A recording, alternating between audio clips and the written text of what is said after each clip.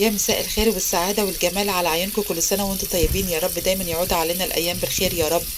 بطة رمضان بقى وأول يوم يا جماعة الصراحة احنا كنا البطة الحلوة دي.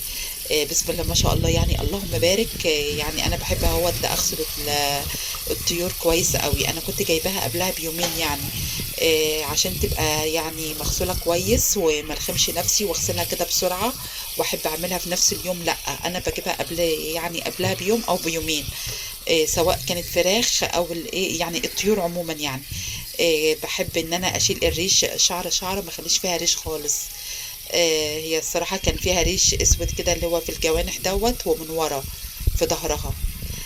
كده اهوت انا بغسلها الاول الصراحه بايه، بحبه بريل كده على ايدي اللي هو بتاع المواعين. الاول واغسلها كويس، او بعد كده بقى انقعها بقى بالملح بقى والخل. لا، ما بحطش خل، بالملح والليمون والدقيق. ما بحبش احط خل خالص على اي لحوم ولا فراخ ولا اي حاجه خالص.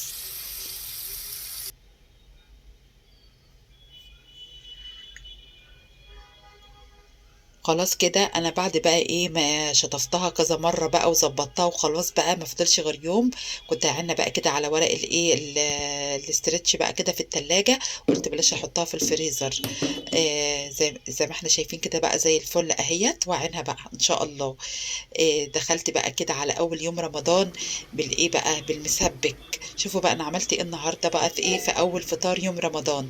انا كنت بقى بعد كده ايه بعد ما طلعتها من التلاجة دعكتها كويس قوي ببصله مطحونه وفلفل اسود من ايه من جوه خالص وبالملح وليمونه الصبح في اول ايه يوم رمضان. طلعتها كده ودعكتها كده كويس من جوه، عملت لها بقى تدليك بالايه بالملح والفلفل والبصله دي والليمونه. وكنت حاطه بقى الجزره الكبيره دي بقى تسبيكه المحشي، زي ما احنا شايفين كده حمرا وجميله.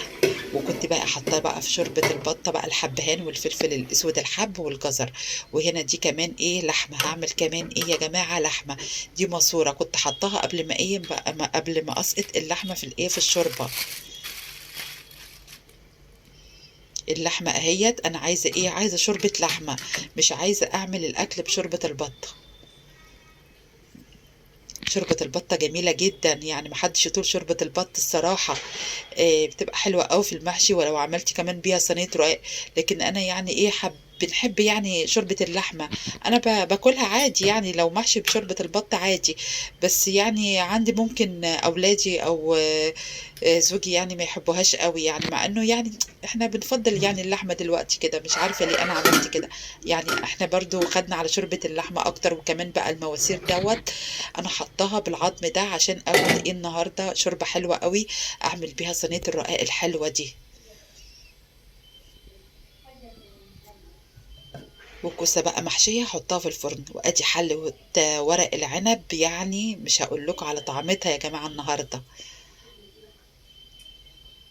المحشي بتاع النهاردة كان ورق عنب وفلفل وكوسة.